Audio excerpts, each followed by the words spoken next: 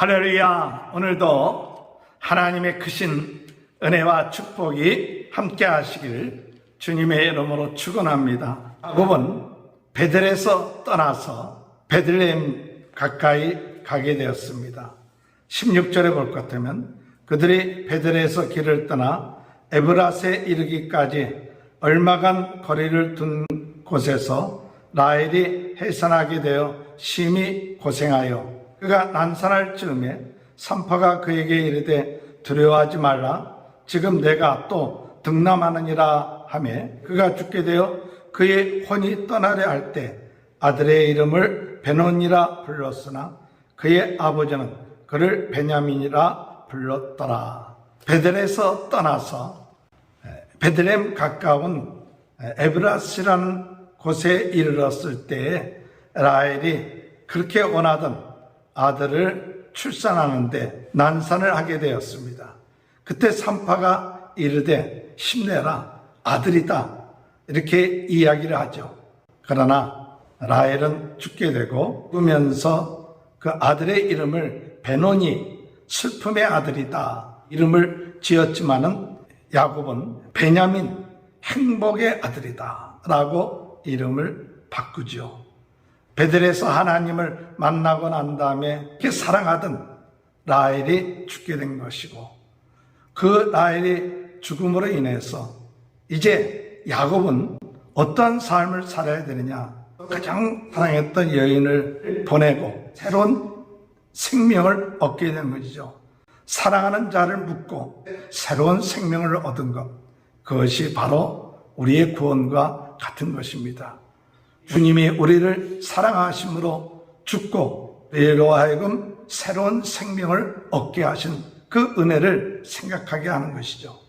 이제는 그 모든 것을 다 내려놓는, 그 사랑하는 아내까지도 내려놓고 그리고 새롭게 야곱은 이스라엘로 출발하게 되는 것이죠.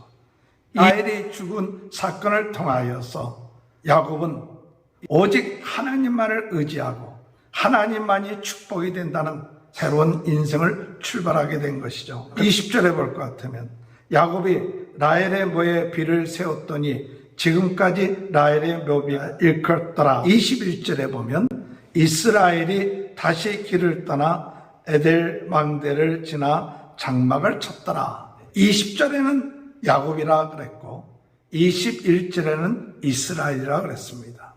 인간 중심적인, 자기 중심적인 그런 삶을 살았던 그 야곱이 이제는 하나님 중심, 하나님 없이는 살 수가 없습니다 라는 새로운 이스라엘로 출발하는 모습을 보게 되는 것이죠. 이렇게 새롭게 출발하는 이 이스라엘에게 어떤 일이 일어나느냐, 모욕적인 첫 사건이 일어납니다. 아브라함이 하나님의 말씀에 순종해서 가나안 땅에 이르게 되니까 어떤 일이 일어납니까? 흉년이 생기죠. 하나님의 뜻대로 살려고 하고 새로운 출발을 하려고 할 때 하나님이 함께하지 아니한 것 같은 사건들이 일어나는 것이죠. 그러나 나중에 깨닫고 보면 그 모든 것이 하나님의 은혜, 하나님의 구원 계획 가운데 있다는 것을 깨닫게 됩니다. 오늘 여기 모욕적인 첫 사건이 뭐냐면 이스라엘이 그 땅에 거주할 때 르우벤이 가서 그 아버지의 첩 비라와 동침하며 이스라엘이 이를 들었더라. 야곱의 아들은 12이라. 비라는 라헬의 시종으로서 아내가 되고 또 둘 아들을 낳았어요. 그런데 큰 아들이 동침을 하게 되고 그것이 이스라엘에게 알려졌다는 것, 참 통탄할 만한 사건이죠. 이러한 사건 가운데서도 하나님께서 12 아들들을 통하여 이스라엘을 이루어 나가신다는 사실을 말씀하고 있습니다.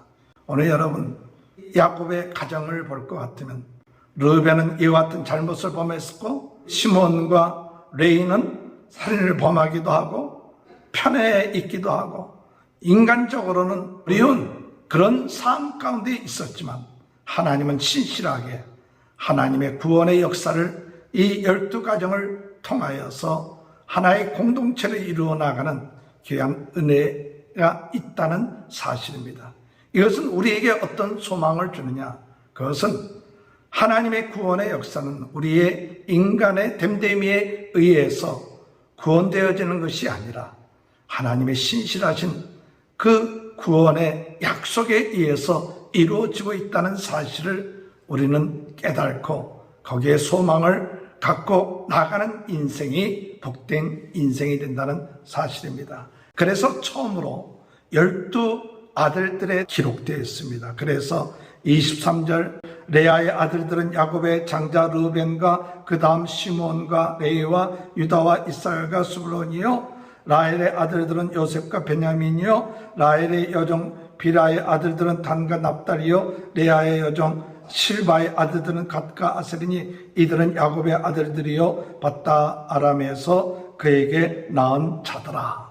오늘 여러분 12아들들의 이름을 기록하면서 비로소 인간적으로는 부족하고 연약한 실수가 있고 잘못이 있음에도 불구하고 하나님의 구원의 역사를 이루어 나가시는 하나님의 신실하심, 하나님의 은혜를 생각할 때 우리는 감사하고 감격하면서 나가야죠.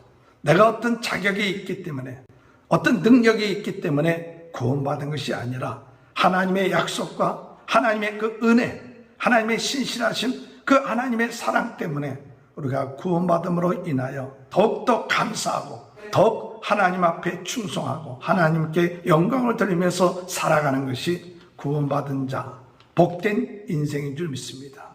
오늘도 하나님이 우리에게 은혜 내려주시고 신실하게 우리와 함께 하신 그 은혜에 감사하면서 살아가는 복된 인생이 되길 주님의 이름으로 축원합니다. 마지막으로 일어났던 사건이 이삭의 죽음이죠. 28절에 볼 것 같으면 이삭의 나이가 180세라 이삭의 나이가 많고 늙어 기운이 다하여 죽어 자기 열조에게로 돌아가니 그의 아들 에서와 야곱이 그를 장사하였더라. 이삭과 이 야곱의 만남이 있었고 이삭이 죽고 에서와 야곱이 마음을 합하여서 아버지를 장사하는 모습을 그려지고 있죠.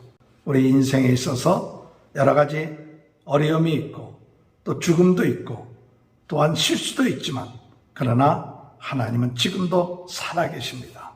하나님은 하나님의 나라 구원의 역사를 이루기 위하여 우리 인간의 부족하고 연약한 것이 있다 할지라도 하나님은 신실하게 긍휼을 베풀어 주시고 함께 하시고 역사하셔서 모든 것을 이끌어 내신다는 사실 믿고 오늘도 우리가 두려워하지 말고 하나님의 함께 하심을 믿고 그분의 은혜에 감사하며 그분의 신실하심에 감격하면서 하나님 앞에 영광 돌리는 귀한 하루가 되시길 주님의 이름으로 축원합니다. 사랑의 주님 감사합니다. 사랑하던 라헬을 떠나보내고 이제는 이스라엘로 살려고 했지만 그러나 또 아들 르벤이 잘못을 범하고 그럼에도 불구하고 하나님은 구원의 공동체, 이스라엘의 공동체 12아들들을 세워나가시는 모습을 보며 감사를 드립니다. 우리 인간의 됨됨이 때문에 구원받는 것이 아니라 하나님의 은혜와 신실하심으로 그 약속으로 인하여 저희들이 선택함을 받고 구원받은 그 은혜에 감사하며 감격하며 살아가는 복된 인생이 될 수 있도록 은혜 내려 주옵소서.